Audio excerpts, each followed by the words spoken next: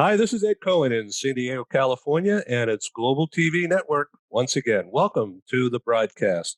I'm in, as I said, San Diego, and it's a little after 9 a.m. here. A lot of smoke in the air, so we don't see the sun. Julie Taylor, welcome.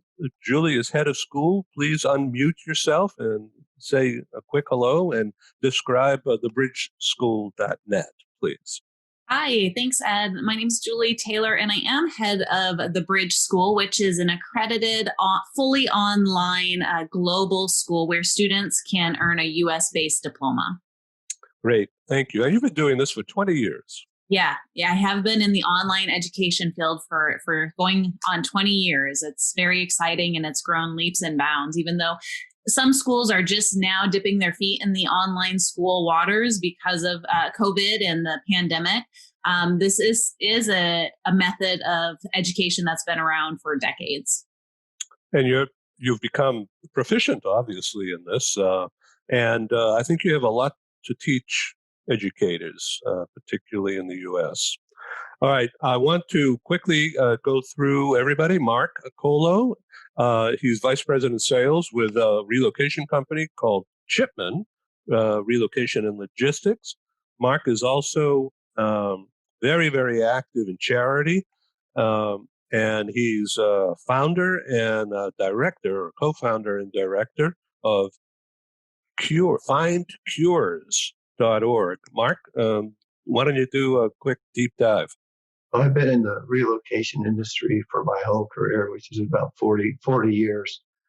I've evolved into different service lines in that industry. It's kind of interesting enough that I've had Parkinson's for the last 14 years and had to deal with those changes and adjustments. But it's been interesting to see how my career has evolved into that same segment. For the last 5 years, I've been involved with moving research scientists from all over the country, primarily coming inbound to Southern California, to USC, UCLA, UCI, Chapman College, and a few others. Great. So it's fun having those two overlaps. I really so FindCures.org is a charity that is all about neurological disorder and ailments. Mark, I don't mean to embarrass you at all, but you are a walking symbol of success in dealing with all this. And I thank you very much for being with us again. FindCures.org is holding a charity golf tournament in October. And Mark will talk about that a little later. Sandra, you're coming to us from east of Riyadh. You've been there for a while, and you're also now the leader of the Global Mobility Book Club, right? That is correct. And actually, I'm located here in the Eastern Province in Al Khobar.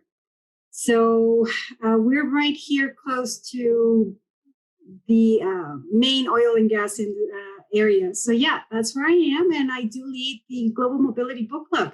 Everybody's welcome to join. Okay, good. We'll get back to that in just a moment. So this is highly interactive. It's like a make-believe real conference. So networking is really important to me. So please use that little chat thing and send your email and website and LinkedIn to each other. And if you are shy, let me do it for you. Csaba, please introduce yourself and tell us about ICQ Global. What is it? That's the company I founded because, I think the best solutions are born out of frustration and pain, and I had a fair share of that. Because I built a restaurant booking site as soon as I finished university. We started with 35 restaurants. In 1 year, we had 5,500 in the UK, became the fastest growing and biggest restaurant listing. And it also became a joint venture with a software company. And on paper, everything made sense. We were getting the results. On a personal level, I couldn't stand the French CEO. So we got to the point where we had to get out, sold the shares, still online. And this is when I started my research, because I didn't understand how's that possible that was the exact topic of my dissertation. That department, it's number one in the world in its category. I had years of experience and I couldn't put that theory into practice. So I wanted to find out what went wrong and how we could fix it. And the result of that research is a framework called Global Disk, which is now used by a lot of people. And the company is based on that. As it turned out, lots of people had the same problem. And now we are sharing the solution. That's the short story. Okay, let's go a little bit longer. You're an author as well as a trainer. And so the newest book is called Uncommon Sense in Unusual Times. Yes. Okay, so is that a brainwave thing or what? No, that's based on the last 10 years of research. And it's not a book about global disk itself. It's more about the mindset and the philosophy behind it.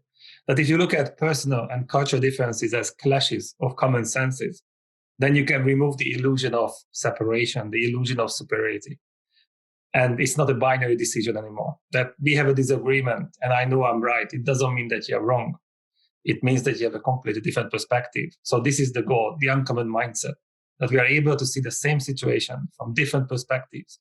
So we can make better decisions. And then we can choose to respond instead of just reacting.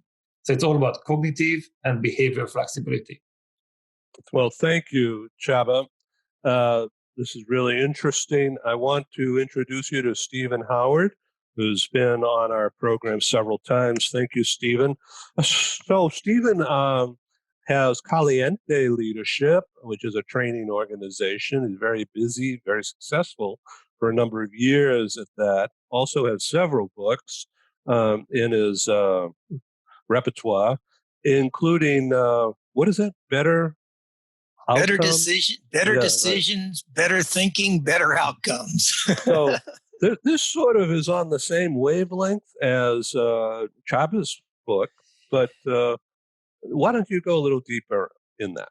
Well, the premise behind that book, Ed, is very simple, is that we need to pause and become more responsive rather than reactive. And the reason the title is confusing is that it says better decisions, better thinking, better outcomes. A lot of people say it should be better thinking first. You get better thinking, you'll make better decisions. But the premise of the book is that the first decision you have to make is don't get emotionally hijacked. To get yourself, use purposeful pause, get yourself under control. Don't react to situations, don't react to people, don't react to events. Get yourself in that situation, that mindful state, and ask the right questions, and then you can make better. Then you'll think better, and then you'll get better outcomes. Well, that's good for marital situations, not just business. I'll take your word on that. I don't go down that avenue, and you're not going to get me down that squirrel hole, I tell you. Well, I dodged a bullet last night, so. So I tell you what it is good for. It's good for parents with teenage children too, because the book talks about how the prefrontal cortex, the front part of our brain, is the last to develop. And when we get emotionally hijacked, we are effectively thinking like teenagers. And I don't know anybody who wants to run their company with a teenage brain, but that's what happens when you get emotionally hijacked. So same thing, I guess, with your spousal relationships. all of them, yeah. All of them, yes. I just deal with the current one. I think somebody wrote a book about you can't keep thinking about your past. So, So, Julie, in your school, particularly in the 12th level, do you teach people about how to think to avoid issues?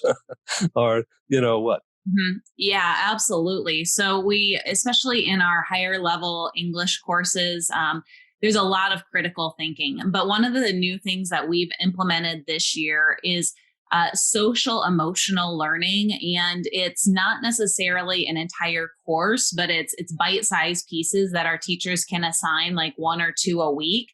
And they're just 10 to 15 minute lessons that help those teenagers that are getting ready to transition into that next stage of life after high school, how to deal with social pressures, how to deal with social media or anxiety or loneliness. And it will give them real life situations and coping skills.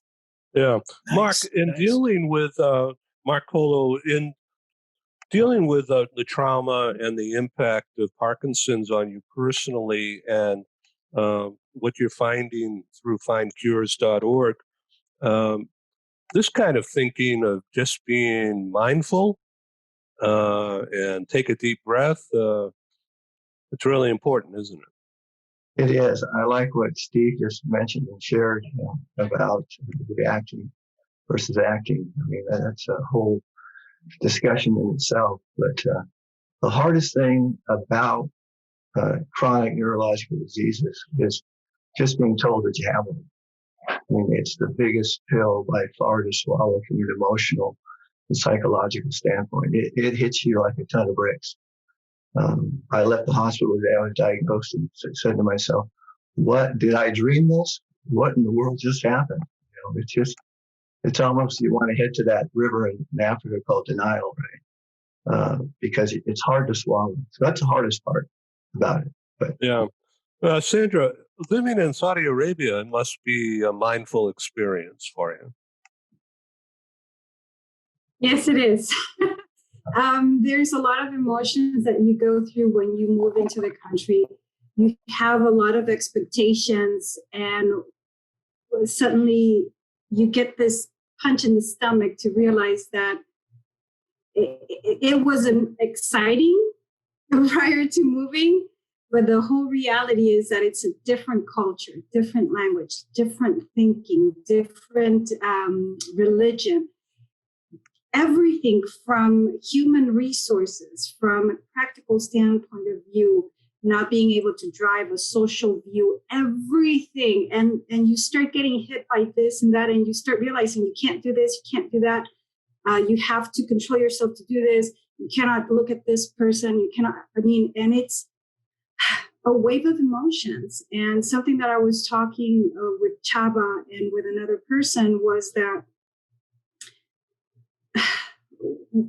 having to deal with all those emotions would be fantastic if you can get prepared as an expat prior to moving and not just hear about, oh, you're going to experience this, it's going to be so fantastic, because yes, it's beautiful, we all want to hear that, but the truth is we need to be prepared emotionally to understand the culture and understand ourselves. And that's why I love Csaba's program, the ICQ Global Mindset. It's fantastic. I recommend it for everybody to take it. Okay, Stephen Howard, go a little bit deeper. How are people reacting? How are business people dealing with COVID and work from home and employee recognition issues, which we're going to get into a little bit here? Confused, full of anxiety, uncertainty. I think, like all of us, quite honestly, the ones I coach, the people I'm coaching one-on-one, big emphasis I put right now is on empathy. Just being empathetic, just trying to understand their situations. My advice to people right now is to leaders is when you make that check-in call, your very first question should be, how's the family? How's your spouse coping? How's your kids coping with distance learning? How are you dealing with, everyone trying to be on the internet at one time? Then how are you doing? How's my employee doing? And then let's talk about the business. And we can't jump into business discussions as quickly as we used to.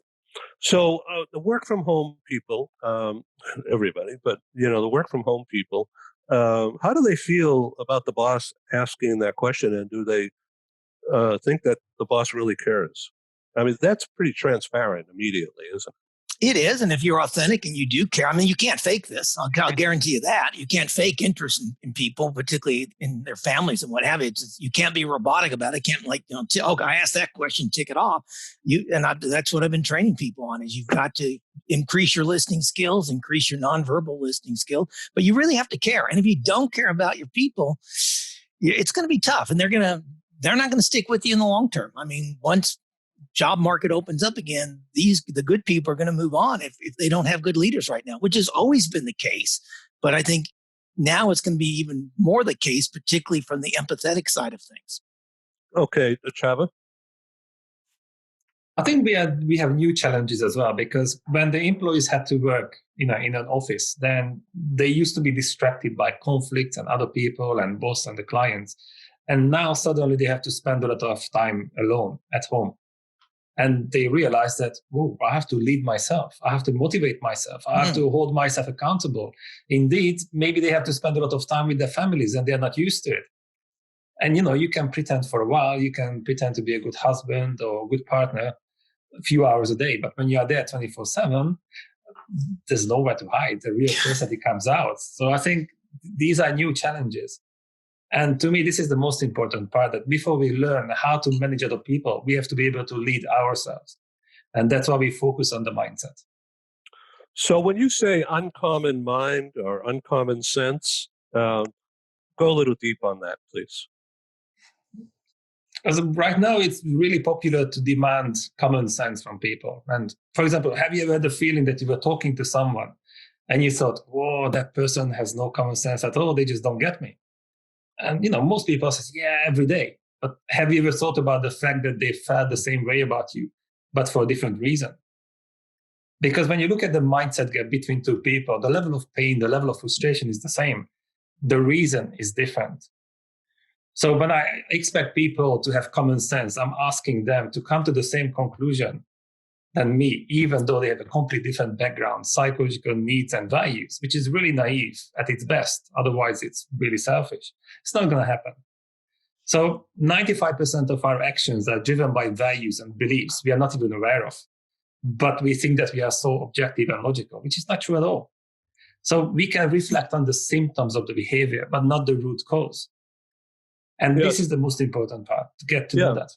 So, Stephen, have you been in Mexico City recently, and are you finding the reactions and the situations universal? I am, and I was in Mexico City. I'm back in California now, but I was in Mexico City almost the entire month of July. But I do a lot of work right now with people in Singapore and Australia, and I'm finding the exact same thing in those marketplaces. So absolutely, people are struggling with this situation. And Csaba's right. I mean, you have to understand your values, and deep down, most of us do care about other people, but a lot of people get in the workplace and they focus on results only. And there's the opposite. There are good leaders who only focus on people. There's good leaders who only focus on results. And in my definition, a great leader focuses on both. You have to focus on the people and on the results. And that's one of the characteristics of a great leader. So, Csaba, what is the global disc? Global disc, in a short, it's the blueprint of why people think and behave differently. And I call it blueprint because if you look at the blueprint of a house, you can see the structure, but you don't see the color of the wall. You don't see the decoration. And people are like this. So it doesn't take away the uniqueness of people, but everybody is unique. It's true, but predictably different. There is a structure beneath the surface. And global disc is about that. Does it build on the disc profile system or is it totally different? It does. So if you look at the psychometric and behavior models like DISC, MBTI, and lots of different versions of DISC, they explain how the different personality types tend to behave.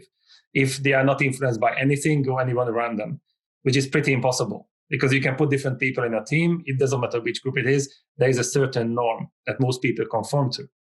So global disc adds the missing 50% to it, the cultural intelligence part. Okay, great.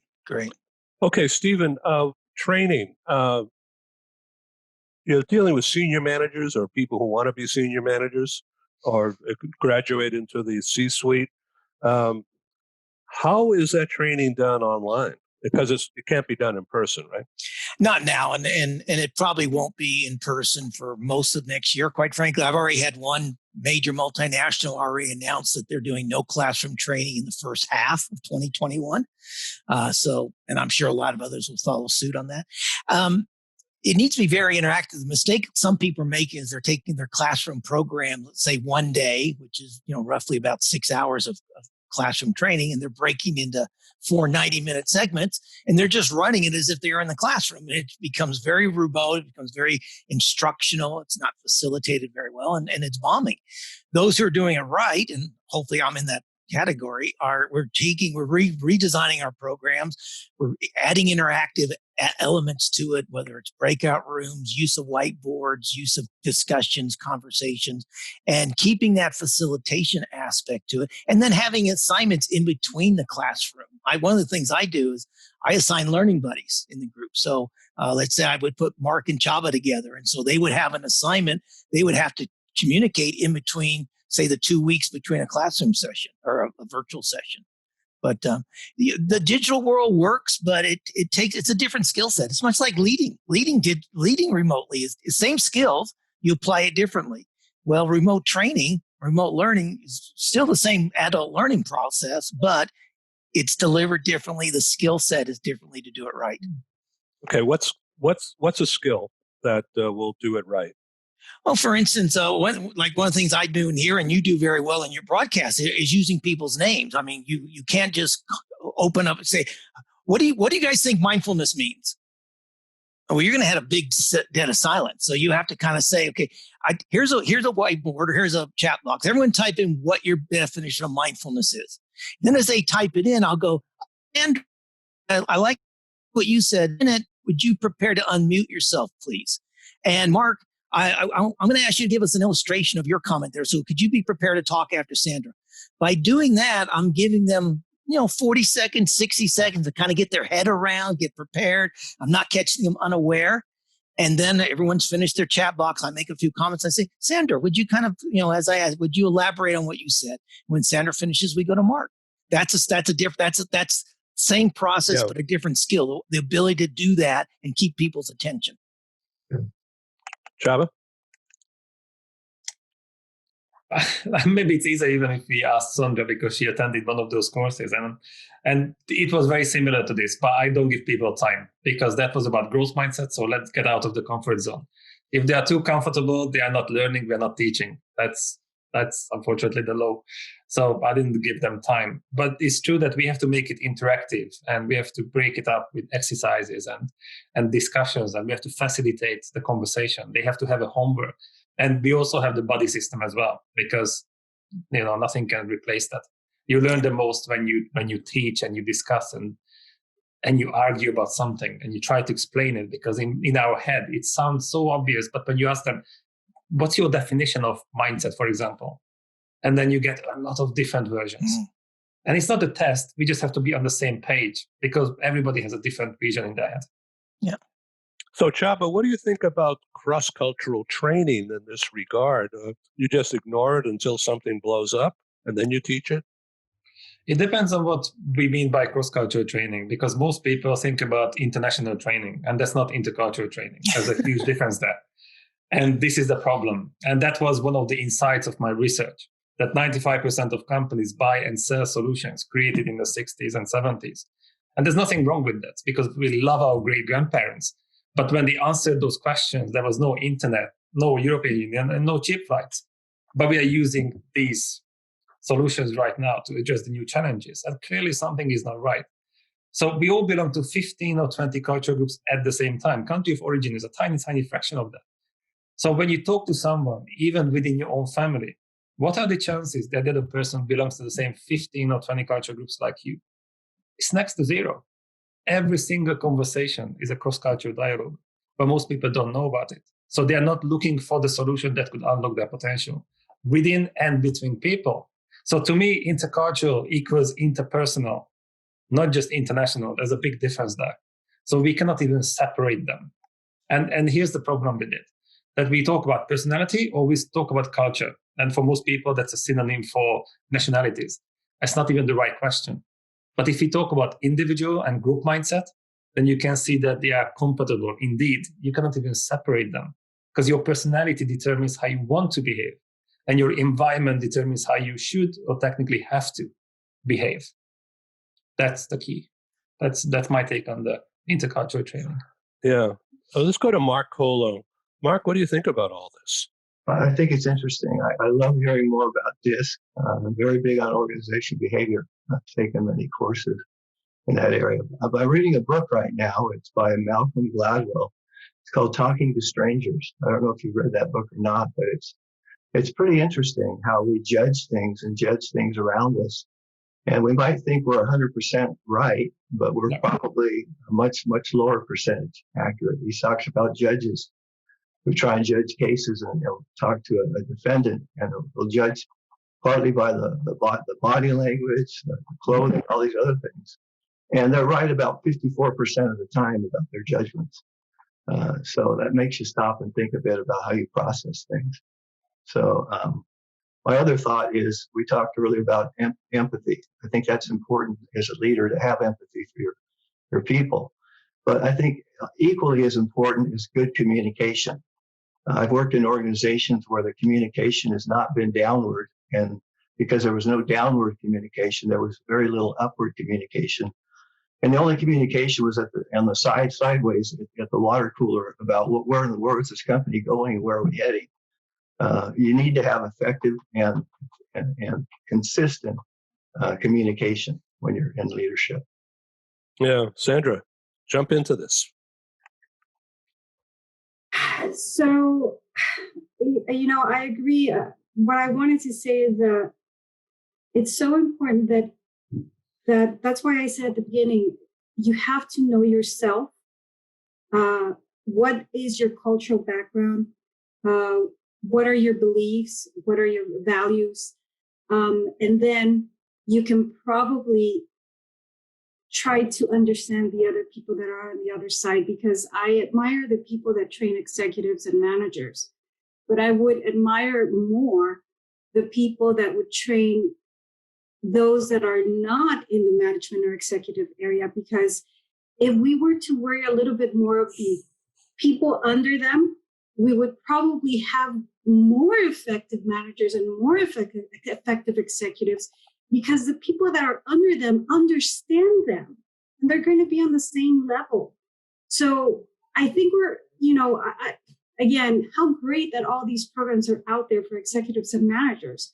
We need to remember that there's other people that receive orders from these people that don't get them. So let's, I would like to see somebody to create a program for everybody, and that way we can all kind of do like a yoga thing, let's breathe together and understand each other, because that's what we need right now. And, not to say, oh, this person, because he's Mexican, he's lazy. No, wait a second. Do you really believe that they're lazy? Let's try to understand that maybe this person is not lazy. He just has a different way of processing things. And that's what the ICQ program also teaches people. Some people are leaders, other people are thinkers. I think a lot. But that doesn't mean that you're not meant to be a leader in the future. With proper training and everything else, you can get to be a leader. So these programs are fantastic. Whoever takes them, whoever decides to join them, you would get so much out of them. But yes, we're still a long way to trying to understand culture. That's the truth. Julie, I want you to talk about this topic, but I have first I want to ask you about the kids who are your students. Is there interaction between the students? Right. In online school, there are. In my particular school right now, we don't require the interaction because students are able to move through the courses at their own pace. But in my prior schools, we did have synchronous sessions or group assignments, and there was communication between students. So it really just depends on the online school that you are working with and their specific requirements. I have done the DISC training with my teachers in the past, the virtual teachers. I have done the Myers-Briggs assessment with my teachers. We've done 360 surveys. And then if you're familiar with that, it's where you're getting anonymous surveys from your peers and from folks below you and above you to really get a holistic view of what you are bringing to the table and maybe where your hidden weaknesses are that you're not aware of. And we found that those types of communication trainings are so beneficial, especially in the virtual environment, because you're not always getting those facial cues. You're not always getting that quick hallway talk. And so when you're able to get that kind of feedback, you're able to be more precise in what you're trying to communicate to other people, be it your colleagues or your students. And then that translates into your personal life as well. So as much as you can get that training on how to communicate virtually across the globe, it's going to benefit you in all areas. All right. Thank you. Can I ask a question to Julie, please? Yeah. So, Julie, one of the things that I even posted it on LinkedIn because I haven't seen this being approached yet. Do you prepare international students for, living abroad when they have to go to boarding school? do you prepare them for that kind of movement psychologically? And is that done in your program? So we have a couple of different types of international students. So we have students who enroll directly with us, with the Bridge School, and then we have partnerships with international schools. So when we are partnering up with those schools that are in other countries, they are typically taking the lead on what their students are going to need to know in their country, and we allow them to kind of talk through what they need for that next step.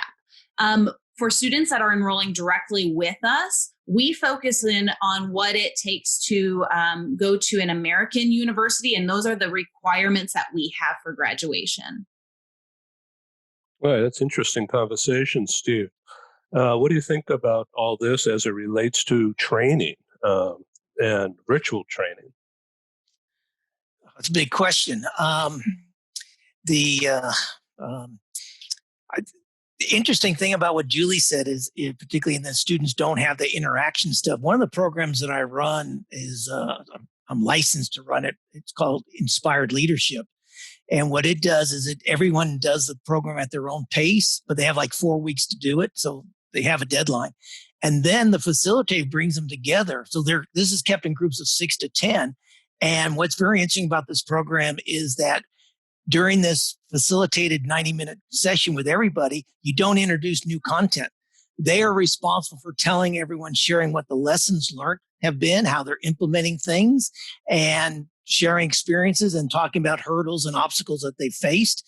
And then they go on to the next module and they each do it at their own pace and then get together again after that 4-week module. So it's a hybrid. I think it brings the best out because it's nice to have it at your own pace. One of the things I love about digital learning is you can do it at your own pace. You're not tied down to others. But I think it's really good to bring people together and have that facilitated opportunity to do so. So in my programs, I've got an online leadership program being launched in October. And I'm doing the same thing, except what I'm doing is I'm offering monthly coaching sessions. So people can do it at their own pace. It doesn't matter if they do 2 modules in 1 month or whatever.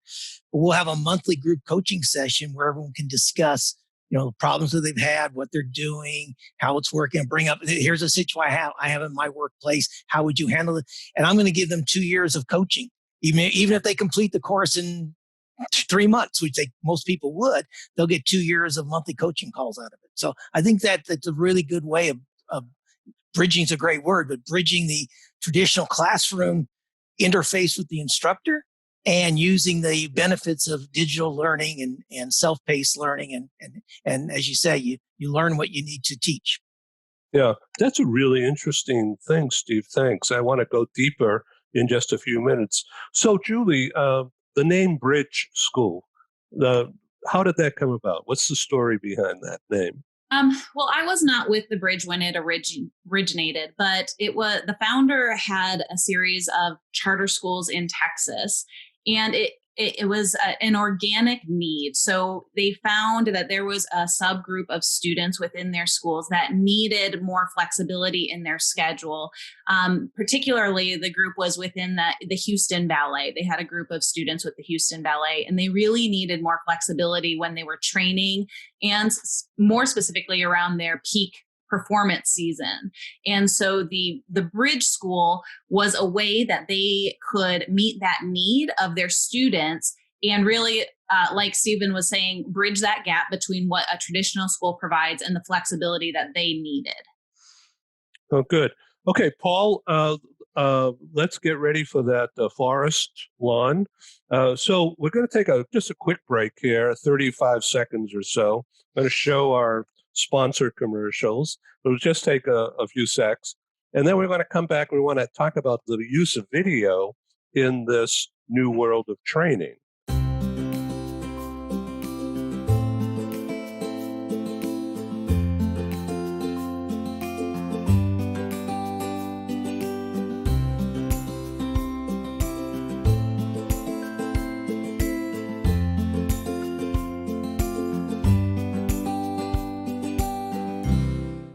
The use of video in the online world with training, that's like a no-brainer, right, Steve? Oh, yes, and if you do it right, it can be very effective. Think you still have to keep back to it though. So in the programs that I'm launching, they actually have them pause the video and go to their workbooks and do an assignment, and then they come back, and I kind of know what the response is going to be. So the next slide on the video is, here's probably what you talked about, and let's talk about why this is important, blah, blah, blah. I also give them assignments that they can email to me. So for instance, they have to do what I call high impact questions as a technique. And so they have to write 3 high impact questions. They can email me and I will personally review them, personally give them some coaching on how to improve them and send it back. So you use the video, but you still got to maintain that interactive, that in touch with the facilitator aspect to it. Yeah. So Csaba, do you use video? Yes, and I agree with Stephen as well that it has to be dynamic, because if the video is too long, then people check out, and you have to keep up the pace. You have to challenge people, but at the same time, you have to support them as well. So yes, we do use the video just to provoke some new thoughts, because the purpose of the training is not to tell people what to think, but to help them think, help them reflect. That's the goal. Yeah. So, Csaba, tell us about your new book and pick out a chapter from the top of your head here. This is unrehearsed, obviously. But so, Csaba, within your book, which chapter is really pivotal for us to learn about now without knowing about the book? I mean, there are 2 sides to the book. One, the first half is about mindset reset. That's the title, because there are so many outdated and incomplete ideas in our field, and they might do more harm than good. And often people have the right intention. They put the work into something and they don't know that it doesn't work anymore, or they could achieve much more with less energy. And that is the goal. And then the second half of the book is about building it up. It's about the mindset reboot. So that's the main topic there, adding the new topics, new techniques. Yeah. Steve, in your book about better outcomes, so the idea is for chiefs or leaders to not react, but to think things through. Isn't that right? Yes, that's the key premise, yes. Yeah. So how do you teach that? Sometimes with stories. I tell a story about when I learned to scuba dive when I lived in Asia. I lived in Asia 21 years, and I got certified up to the rescue diver. And the first thing you're taught as a rescue diver is you don't react. You don't jump in the water because someone's saying, help, help, help. You don't know if there's sharks in the water, if there's fishing net in the water, if other boats are speeding by. You have to stop and assess the situation. And then I relate that to same thing our EMTs do. They're taught to respond, not to react. They don't jump out of the fire truck and go rushing to a car. They want to see if it's on fire. Is there smoke? Is there electrical cables in the area? Is there gasoline spilling? They make an assessment, then they respond. And that's why they're called first responders. And so, and I have a lot of examples of that where people I've been teaching have been in situations where they've learned to respond and not, and situations I've been in. So I think the stories illustrate it more than anything. Yeah.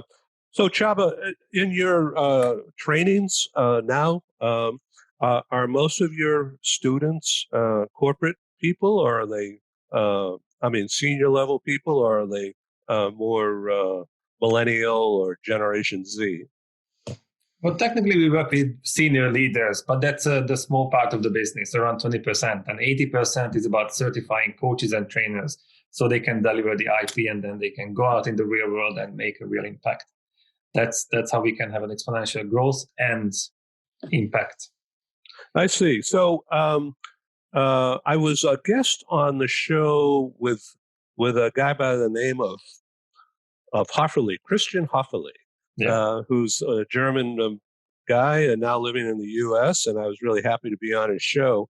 And he just was awarded the ICQ. So what does it take to get that? Well, he attended the course with Sandra. I think it was last month. So we had lots of fun. There are different versions of doing that. For example, we have the ICQ Growth Mindset. The next one is in November. And that's 4 days, 90 minutes, and it's interactive. And the idea is that if you think about growth mindset, it's about learning new techniques, believing that tomorrow can be better than today, that you learn from your mistakes and you try harder, which is all nice and you need that. But if you look at the actual research, you lose most of the opportunities, time, and energy for two reasons. One is friction with people who think and behave differently. And the other one is friction with yourself, self-sabotage. And the course goes deep into that.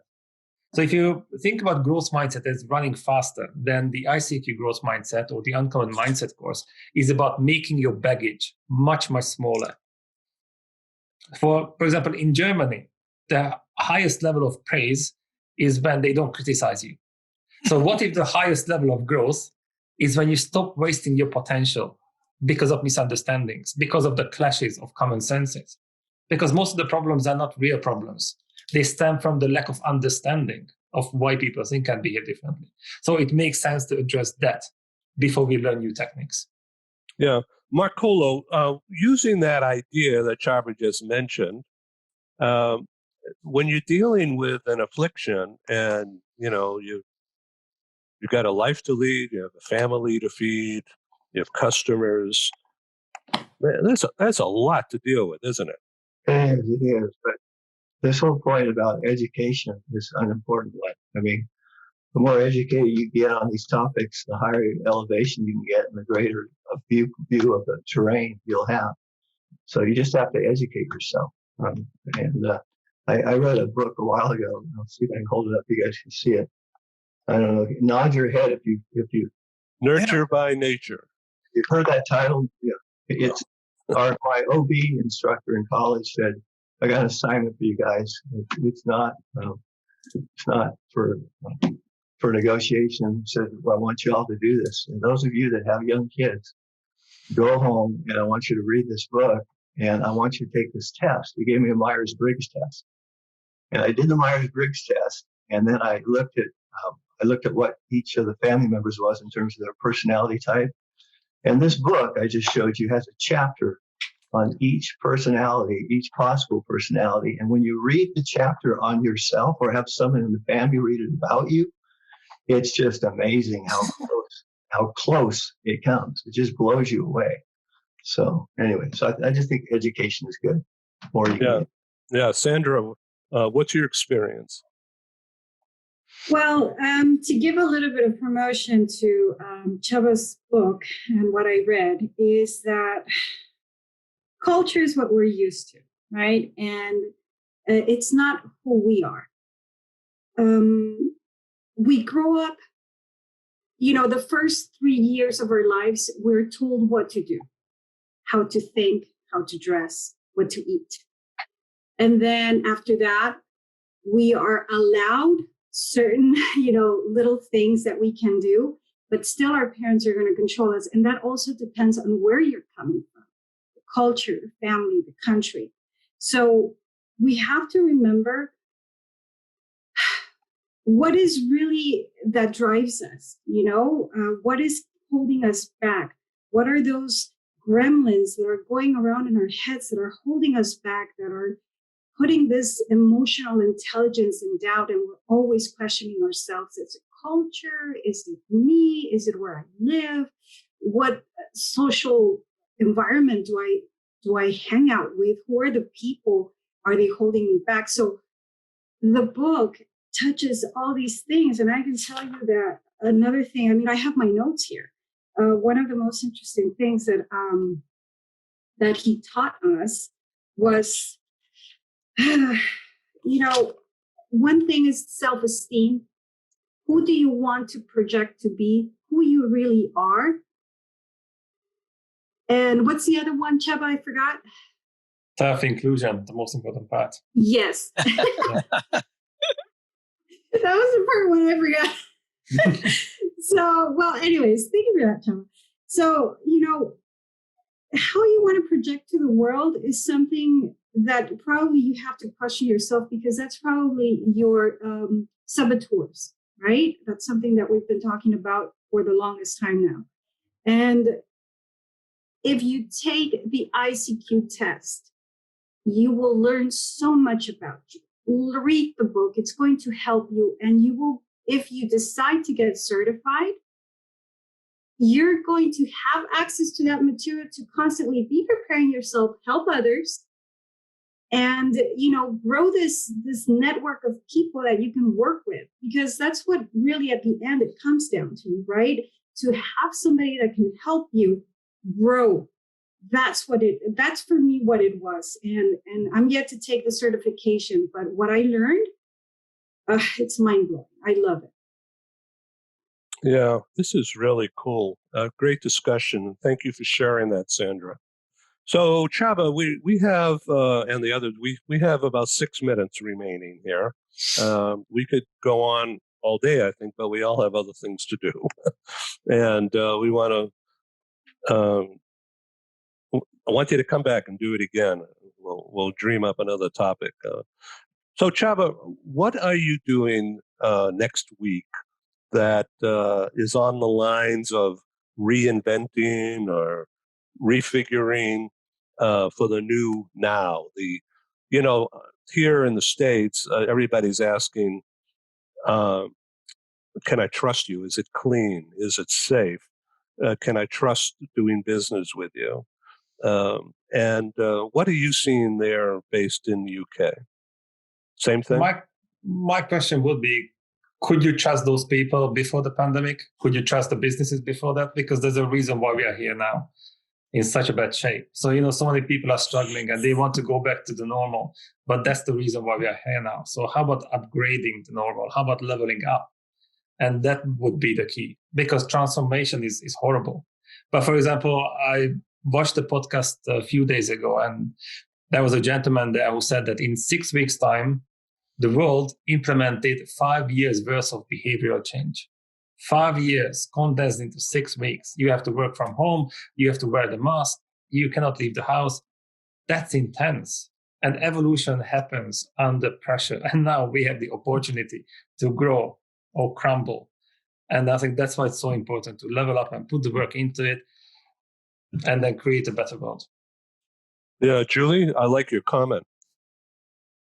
Yeah, absolutely. I feel like our human nature is that we see something and we respond based on our history. And like Csaba was saying, our own perspective based on our years of experience. And oftentimes, especially in the virtual world, we want to hear somebody's thoughts just so we can rebuke them and put our own and why we are right? We want to argue. And instead, if we really want to connect with one another, we really need to listen to what they are saying. And we want to listen in the spirit of learning more about that other person, whether it's your colleague, whether it's a student, whether it's your workers that you're managing and leading. I think that is the mindset we need to go forward in these conversations. Yeah, Stephen? Totally agree. Actually, I would combine what Csaba said and Julie said. I think with leaders right now, I'm telling them the trust factor is openness and transparency. And if you think about how few people can we trust in the world right now, if you ask which leaders in the world, whether it's corporate, political, nonprofit, who would you trust right now? And they're probably, I would, on a handful. So you combine that with the listening, the ability to listen, and we're in such a, particularly here in the United States, such a divisive situation. I can predict when like somebody testifies in Congress, I can predict what the various cable news channels will say about that testimony, because they're not reporting the testimony; they're reporting their opinion of the testimonial. And I've done this with people. I can tell them exactly. Same thing at the presidential debates. Presidential debates coming up. I can tell you right now what the various cable stations will say about the presidential debates, and they're 3 weeks away. It's opinionated. We're not listening to each other. And I totally agree with Julie, and I think Csaba's right about the trust factor. So, Julie, from an education point of view, how would you teach the participants in the presidential debate to behave? You mean not like kindergarten? It's like they're going to? I don't know if there's any teaching that, Ed. Good luck, Julie. Our Congress is K1 to 3, I think. I don't think Congress has passed grade 3 yet. No, but in the critical thinking with our students, I think it is important to teach them to do the research, not just listen to, the repeat, like actually look at the transcripts of things that have been said and not just the coverage and the 30-second soundbite. Those can be manipulated very easily by news stations, like you said, Stephen. So the critical thinking is very important, and we do teach that a lot in our English courses, in all of our courses. Yeah. Sandra, comment? I was looking right now an article that I posted the other day about something very similar about that. So you think, you think something, you say, oh, I believe that Ted Cruz, I don't want to go into politics. So I believe something, okay? And then you start looking for something on the internet, and immediately, let's remember that the internet has been prepared to send you what you like. So whatever you look for is going to give you what you like, not the truth, not the opportunities of finding more options that are out there. Good point. So what you read it and you say, I was right. I knew I was right, and then the people that you live with or the people that you socialize with are going to be people that think like you, right? So they're going to think like you, they're going to agree with you, and you're going to say, I'm right. See, I'm right. What I'm saying is, so we are forgetting to listen to the other side because we are getting so triggered out of everything. Everything bothers us. Everything is, oh no, I don't like it. And so you delete them from LinkedIn or Facebook, people that you've been friends with forever just because they think different. We need to listen. Thank you, Sam. That's why I created the book club. No, thank you. Thank you for that exchange. Okay, Stephen, unfortunately, we're running out of time, but so about coaching coaches, what's new? What do you see as the answer to getting coaches to coach differently? I think more, going back to what I said earlier, more emphasis on being empathetic, adding what Julie said, learning how to listen, improving your listening skills, being more open. One thing I've been telling people lately, I mean, when you want to make a proposal internally, it's better today to share all the data. Let's say, like when I'm back in marketing, I had presenting a brand launch campaign, but I might have data that would say, well, maybe this is not 100% right. I would hide that data because I want my boss to approve my campaign. I want to go off and spend my money and launch my product. I think today you're better off saying, look, here's what supports my argument. And look, there are 2 or 3 things over here that don't support my argument. Here's the data for that. And here's why I've discounted it, but we should discuss this. And I think if more people would be open and transparent at all levels of an organization, everyone be making better decisions instead of just our own viewpoint. Yeah. Okay. Csaba and then Mark. So Csaba, from your view sitting in Europe now, is it different from what you're hearing from these Americans? Everything is different. I mean, the US is always different. But to me, the biggest lesson here is that this pandemic just exposed personalities, companies, and countries, and the real personality comes out. There's nowhere to hide. Even if you think about the different states in the US, or you think about the European Union, that before the pandemic, we are a big family, but under stress, oh no, borders are closed, it's all about me. So it's an interesting experience, and I think we can learn a lot. But there's so much uncertainty now that if you can step up and you can lead by example and you can project certainty, then people are going to follow you. And they need that. Well, certainty, yeah. So being able to see certainty in things helps you see around corners, right? Nothing, because now the world is falling apart, and then most people cannot even trust themselves. They don't know themselves. They don't know how they react. They don't know how to cope with the situation. So they are looking for at least the illusion of certainty. And often, where do you find it? Not in your background, not in your mindset. The jobs are disappearing. Politics are messy. The national identity, the flag and the stories and the branding. And that's the only thing that we can hang on to. And that's what I notice now, that's why the right wing is rising now, because that's where they find at least the illusion of certainty, which technically doesn't even exist in nature. There's no certainty, yet we crave it, and it's natural. So our friend Mark Colo has a favorite saying about quit trying to control things? Mark? I've been a control freak my whole life, and part of it was probably because of my childhood. I had a tough childhood. But I've got a number of credos I've come to believe in during the course of my life. And the first is the only constant is change. So embrace it, learn to embrace it, because it's going to come whether you like it or not. The second, if you think things can't get worse, you're wrong. Life can be a slippery slope, and if a series of unfortunate events happen in sequence, we could all find ourselves living in a cardboard box outside the street. The third one is control is an illusion, so let go of it. I was a control person my whole life, and now I have a thing called a resting tremor. It just automatically shakes. I don't like it. I don't like that fact, but I can't do a thing about it. So you got to let go of control. And then the fourth one is life isn't always fair. And that's just the way life is. And my final credo is it's not all coincidence. Some of it is miracles. So I think miracles happen on a daily basis in our lives. We just don't see it. We don't translate it. So my overall message is try and be more childlike. And there's a pan within each one of us. And that's my closing thoughts. Thank you so much, everybody. Mark, it's always great to hear your insight and your wisdom, frankly. Julie, it's great to have you on the show. Please come back. Csaba, nice to meet you. Please come back. Sandra, always a pleasure. I wish you well with your global mobility work book club. And I want you to come back and be our guest again. So thank you all. We're going to bring this to a close. Signing off from San Diego, and Julie is in LA Metro, Mark in Orange County, Sandra east of Riyadh, and Csaba on the beach in Brighton. Cheers. Steve had to take off, I guess.